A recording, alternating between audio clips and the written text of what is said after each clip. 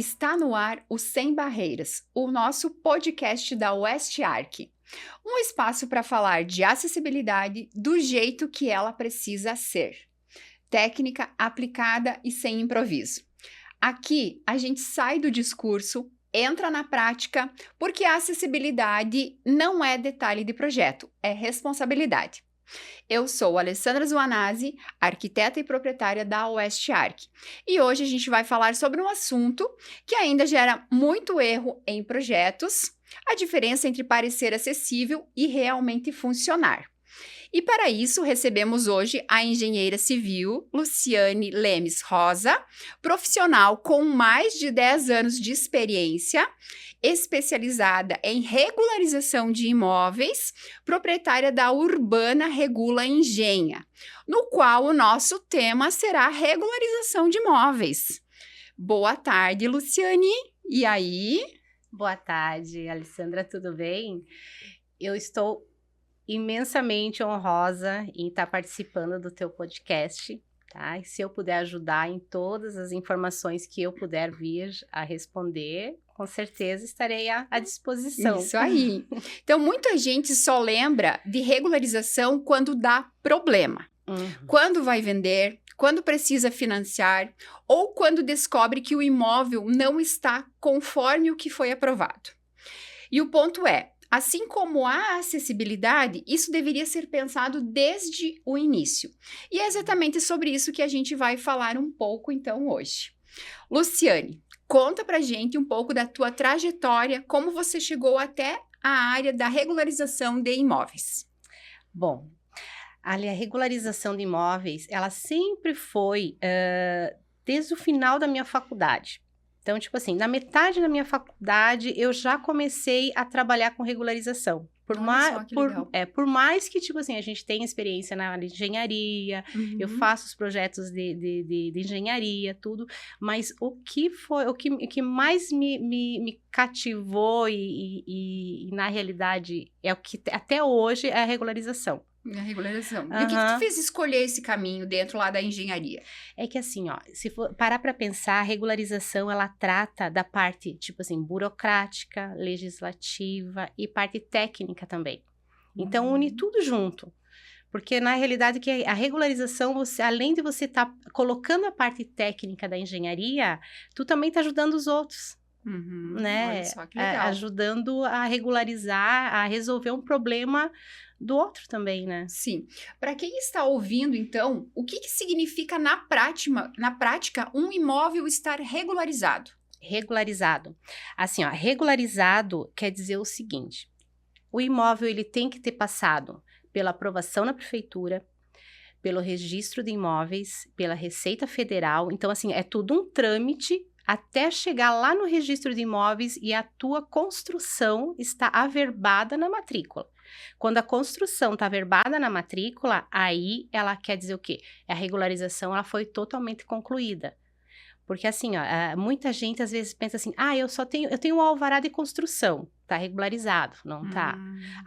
Eu tenho o habite, não tá totalmente regularizado. Então tem algumas partes, algumas etapas que tem que passar por todas elas para poder regularizar por completo. Como saber se um imóvel está realmente regularizado?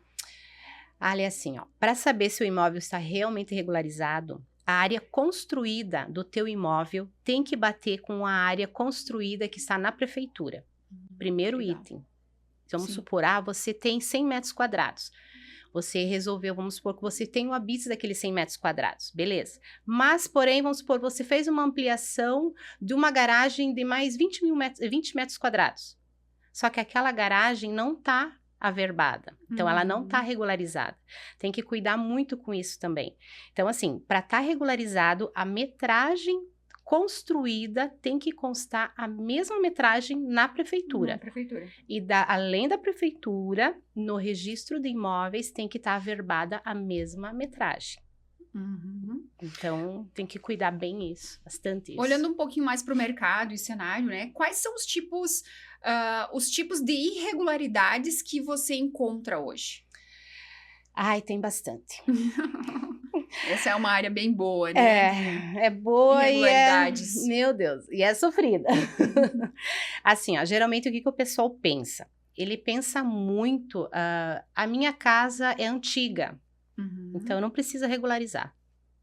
Ponto, tá errado. A casa, por mais que ela seja antiga, ela tem que ser regularizada. Eu fiz que nem eu te falei, fechei uma varanda, eu fiz uma área de serviço, um quiosque, alguma coisa. O que a gente chama o puxadinho. O puxadinho. O puxadinho pro lado, né? Tudo que tem puxadinho tem que regularizar. Tudo que tiver cobertura, telhado, tem que regularizar. Tem. E qual é o erro mais comum que as pessoas cometem quando constroem ou reformam? Esse é um problema também. Geralmente, o que acontece? A grande maioria, ela não procura um profissional técnico. Então, eles constroem, eles acham que o que eles estão construindo está certo. Só que muitas vezes está fora da legislação. Então, às vezes, eles constroem dentro de um recuo que não pode construir, numa divisa que não pode ser construída. Então, tem alguns itens na legislação que tem que cuidar na hora de construir. E se vamos supor o seguinte, tem a Lei 688, que é a 688/2020. Tudo que foi construído com alguma irregularidade anterior a dezembro de 2020, tu consegue regularizar pagando multa, né? Com alguns ajustes, mas consegue regularizar. O que tem que cuidar é depois de 2020. Tudo que você construir fora da regularidade, que tiver irregular, de 2020, tu não consegue regularizar. Porque não tem uma lei, uma legislação que regularize depois de 2020. Sim. Então, isso tem que cuidar muito. Tem que procurar um profissional, nem que seja para tirar alguma informação, tirar alguma dúvida antes de construir. De fazer a construção. Antes de fazer. Isso aí. Você já pegou algum caso que parecia simples, mas virou um problema grande? Já. Quem nunca? Quem nunca? Já. É que assim, ó, a regularização eu costumo falar que ela é uma caixinha de surpresa. Eu sempre falo para os clientes.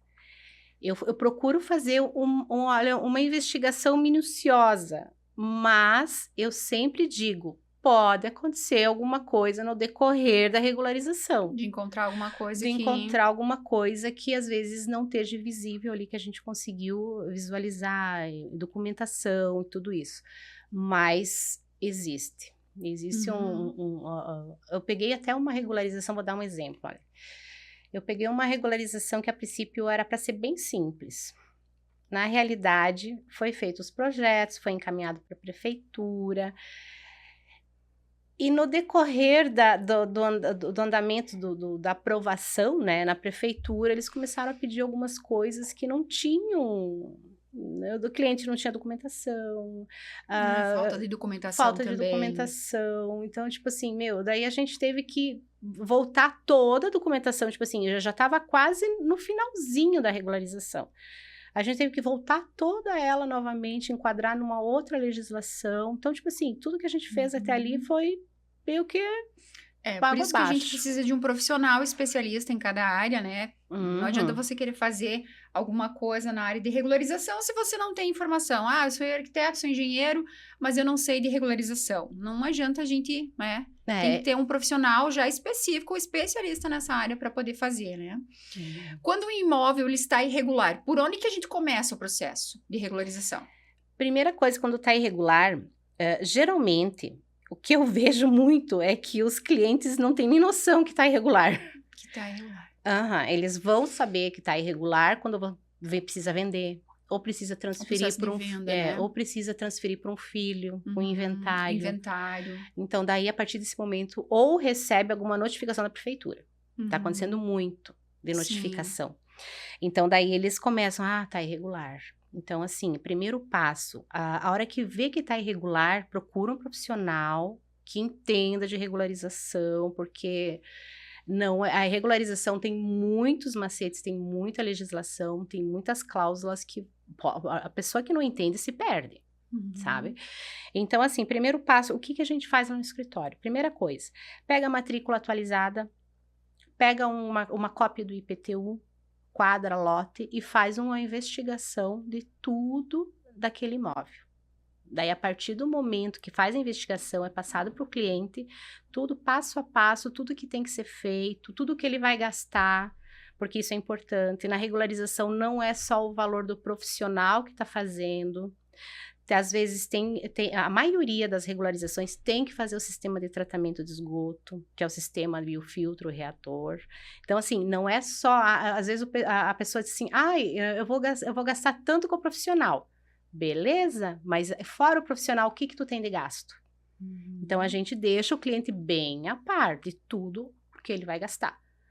E isso é válido para os terrenos aqui na região central, na cidade, que a gente fala, quanto também para as áreas de terras, né, Luciane? Sim. As áreas de terras também têm um processo de regularização, né? Tem. As áreas de terra, porque a gente diga como que funciona. O urbano é uma coisa, é uma legislação. A área de terra rural, que é a regularização fundiária que a gente fala, é outra legislação, é outra normativa. Que daí o que acontece? Quando é área de terra rural, geralmente quando é rural, você só pode criar uma matrícula a partir de 20 mil metros quadrados. O que for abaixo disso, aí o que acontece? Aí entra em condomínio, aí tem que fazer uma análise criteriosa, ver se essa área de terra rural está próxima ao urbano, se pode fazer solicitação para transformar em urbano ou não. Então, assim, a rural, ela tem um monte de detalhes também que precisa tomar cuidado. Luciana, então, essa é uma dúvida minha também. Então, aqui na nossa região, Chapecó e tal, tem muita gente vendendo, 5 mil metros, e daí ouve-se muito comentários, fulano tá vendendo 5 mil metros, é regular, é isso. Existe isso ou não? Não tem regularização, não é isso, é os 20 mil quando entra para a parte rural. Como que tá essa questão? E uma chacrinha ali, 5 mil metros quadrados. Eu vendi uma chacrinha, 1.000 metros quadrados aqui, 1.000 metros ali, 1.500 lá. Esse é considerado parcelamento de solo. Tá. Então, o que acontece?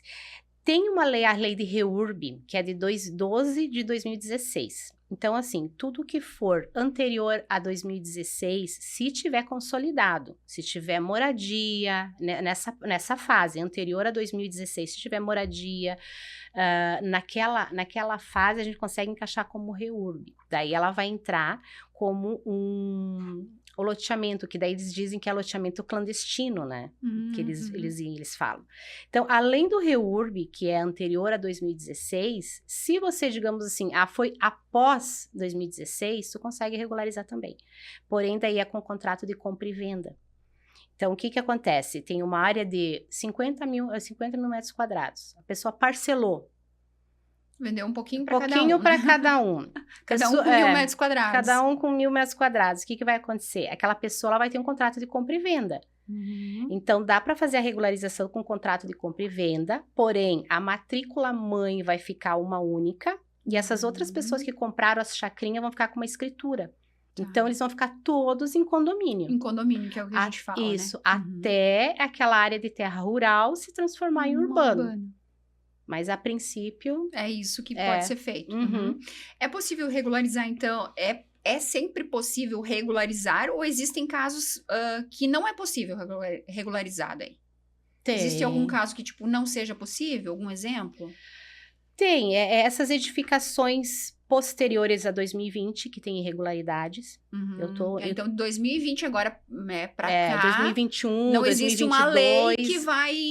não tem. Não existe regularização. Não. Daí. Tem que entrar na norma se construiu fora da legislação municipal, não vai regularizar. Não vai conseguir regularizar o imóvel. Tudo que for anterior a 2020 consegue, mas depois não. Olha só, então tem que cuidar muito. E outra coisa também, essa semana, nós estamos fazendo um habite de uma empresa, inclusive. Tudo aprovado. Nós pegamos para solicitar o habite, um outro profissional fez os projetos, executou tudo certinho. Nós encaminhamos para a vistoria do habite e está com problema na acessibilidade. O projeto está correto, o projeto tinha os espaços bem certinho da acessibilidade, só que na hora de executar, eles não executaram conforme a acessibilidade permitia. Daí o que acontece? Vai ter que regularizar. Não sai o habite-se Não se sai o habite-se. eles não colocarem dentro da acessibilidade. E resumindo, é uma escada. Vai ter que destruir a escada e fazer conforme o projeto. Então, tem coisas que tem que cuidar muito na hora da execução também. E essa regularização, então, ela pode impactar em tempo e custo? Assim, olha, eu procuro falar que cada regularização é uma. Não tem como te dar um valor tabelado de regularização.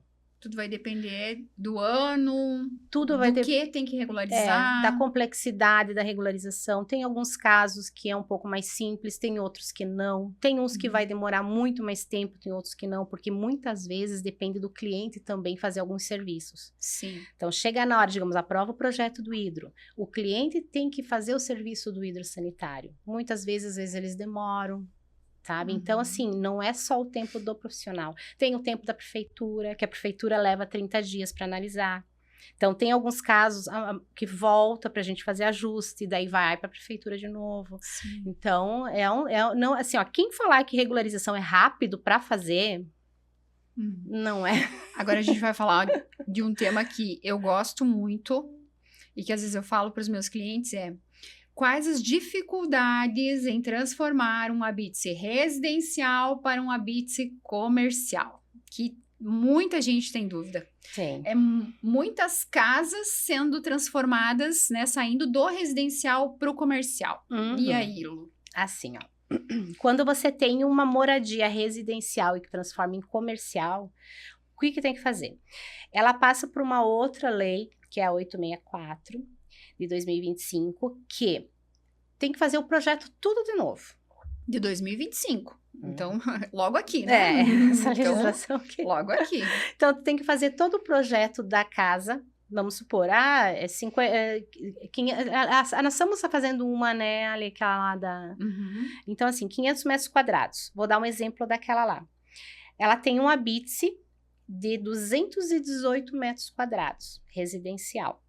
Então, o que acontece? Como ela tem um habite-se, se fosse residencial, a gente podia usar o habite-se que ela tem e fazer uma ampliação do restante, porque é 500 metros quadrados.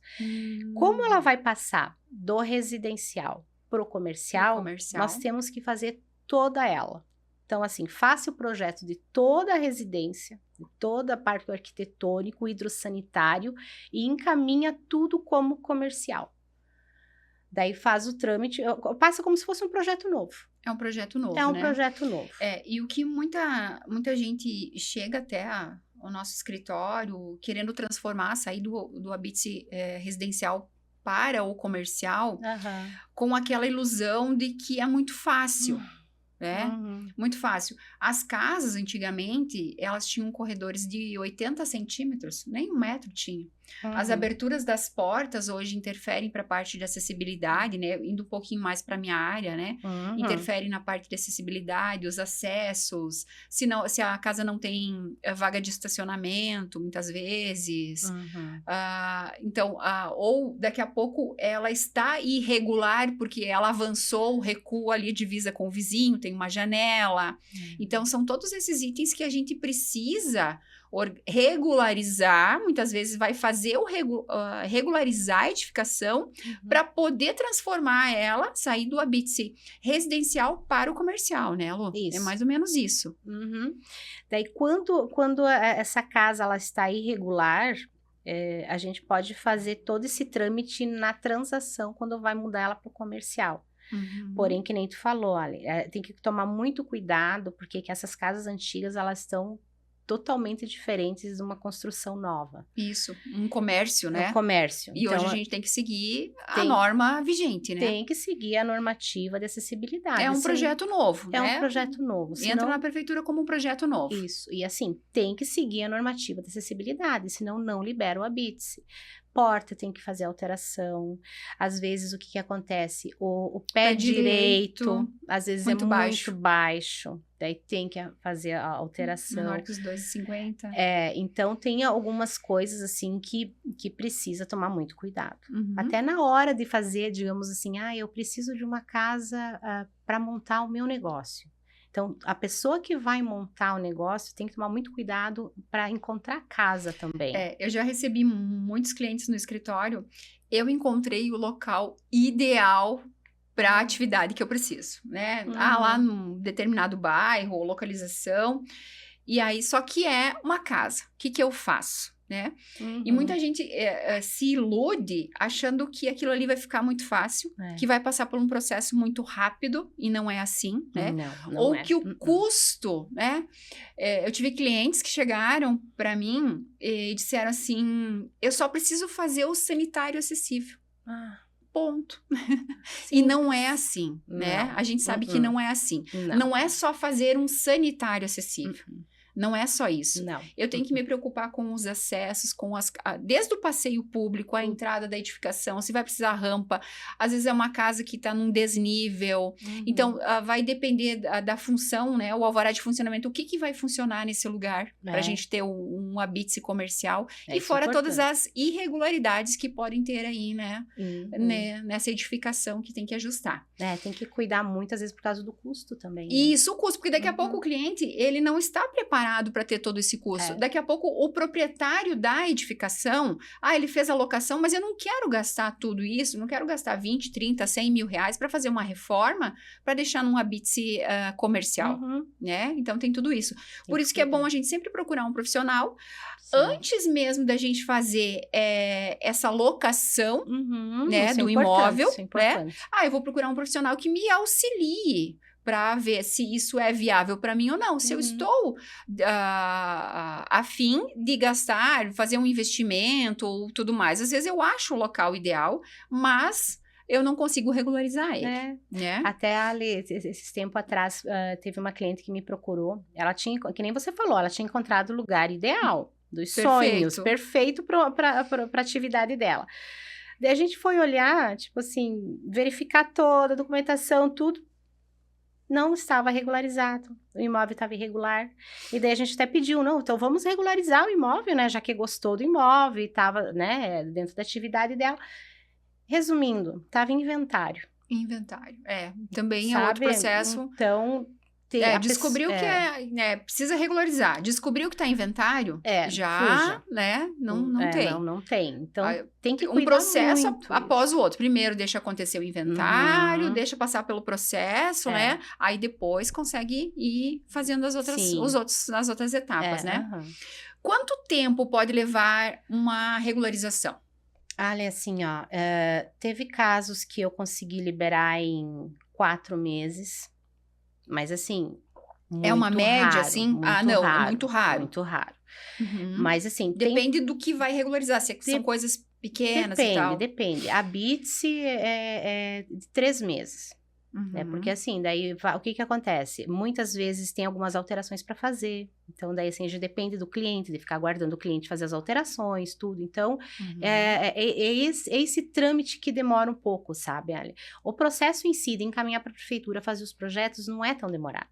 Mas o andar do processo, as coisas que tem que ser feitas no decorrer do trajeto da regularização que demora. Então, assim... Teve casos que eu já peguei regularização de 1 ano para resolver. Casos mais demorados, assim, tipo, pode chegar ao quê? Porque vai depender do cliente também. Porque assim, quais os documentos costumam ser necessários? Porque às vezes o cliente precisa ter uma documentação e te informando. Quais os casos, assim, chegou ao mais extremo, assim, ou que ainda não está regularizado, tem...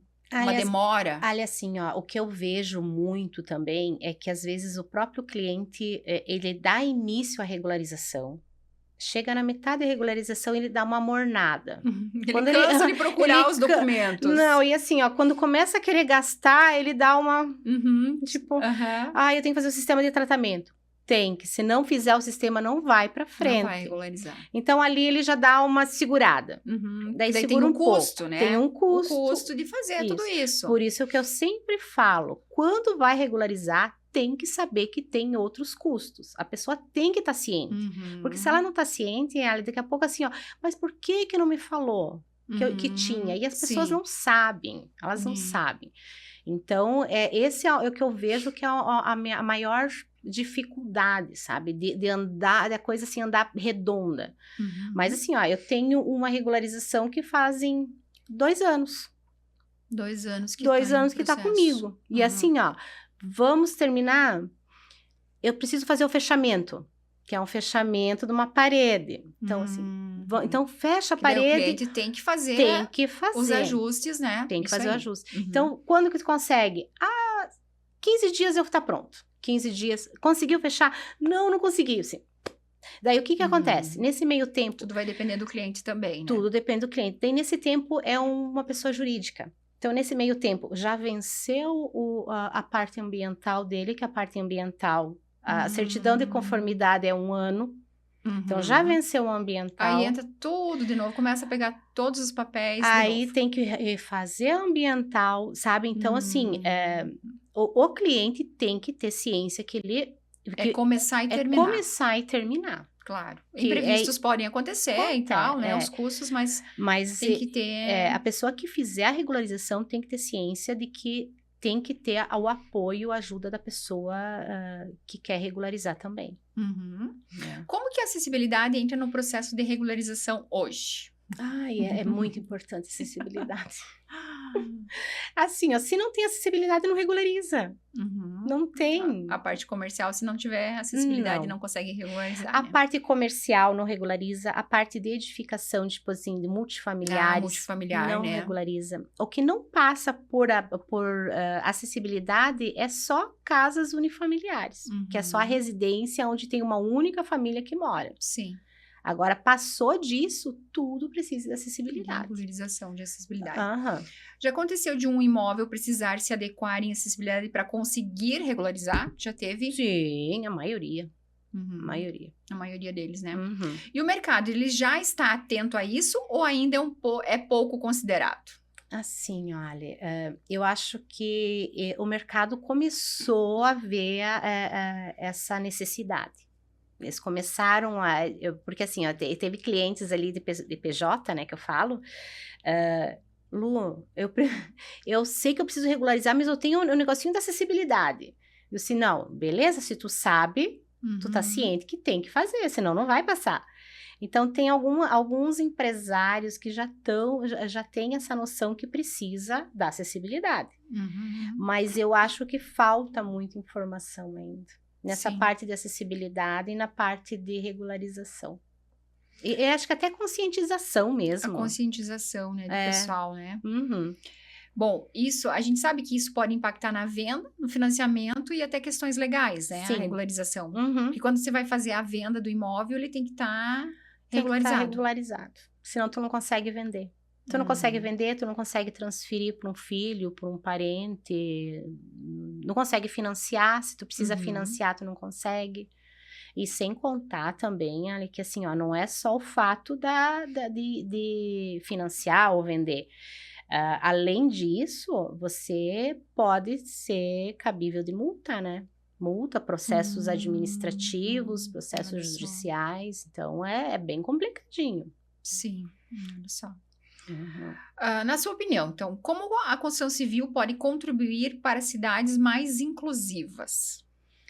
Eu acho que a construção civil pode contribuir muito nessa parte também de acessibilidade, viu? Nessa parte, eu acho que porque assim, a partir do momento que tu faz um projeto, esse projeto já tem que estar pensando em acessibilidade. E já tem que estar pensando na parte da regularização. Sim. Nos 2 pontos. Então, assim, se você faz uma obra, já faça a obra dentro da normativa do município, que cada município tem uma normativa, né? Então, já faça dentro da normativa e já prevê a parte da acessibilidade para não dar dor de cabeça lá na frente. Sim. Então, são coisas, assim, que a construção civil, hoje, o que você diria para quem está construindo agora e quer evitar dor de cabeça lá no futuro? O que a gente tem que fazer? pelo amor de Deus, contratem um profissional. Contratação de um profissional. Ou peça alguma informação, alguma coisa. Não façam sem a ajuda de um profissional. O profissional daquela área, né? Eu da acho que área. assim, da área específica que você está precisando, seja da acessibilidade, seja da regularização. É lógico que as coisas, elas andam juntas, né? Tipo, tudo profissionais aí de várias áreas que trabalham juntos. Mas é justamente ter o profissional certo, na hora certa, né? Isso faz a diferença, viu? Faz a diferença, né? Aham. Bom, se tem uma coisa que esse episódio deixa claro, é que não adianta deixar para resolver depois. Assim como a acessibilidade, a regularização, ela começa lá no projeto. E é isso que evita retrabalho, custo desnecessário e problemas lá na frente. Se esse conteúdo fez sentido para você, compartilhe com alguém que também precisa entender isso. E se você quer analisar o seu projeto com mais segurança ou precisa de itens de acessibilidade para tornar a sua obra acessível para todos, chama a WestArc. E se você precisar regularizar o imóvel, chama aqui a Luciane, que ela com certeza vai regularizar o imóvel de vocês. Lu, muito obrigada pela tua presença aqui conosco, falar de um assunto que a gente acha que é muito relevante, né? A regularização de imóveis, a gente sabe que existem muitos puxadinhos aí na cidade, né? Muitas áreas de terras também, rurais, que a gente sabe que tem a falta de regularização. E eu acho que, assim, isso interfere lá na venda, no inventário depois, né? O inventário, acho que é uma coisa, assim, que já é mais complicada, a morte de um familiar, alguma coisa assim, tem que fazer um inventário, brigas entre irmãos, aquela história toda, né? Entre parentes e tal, acho que isso gera muito problema, né? Muito obrigada pela sua presença. Obrigada, Ali. Eu que tenho que agradecer a esse espaço para a gente poder falar um pouco de regularização também, porque é um tema que não é muito divulgado, né? Isso aí. E assim, as pessoas não sabem, muitas pessoas não sabem sobre que o seu imóvel tem que ser regularizado, ou que tem que passar por esse trâmite. Então, eu tenho a agradecer a você a esse espaço aqui que nos cedeu para poder falar um pouquinho da regularização. Isso aí, muito obrigada, Lu. Obrigada a você, tá?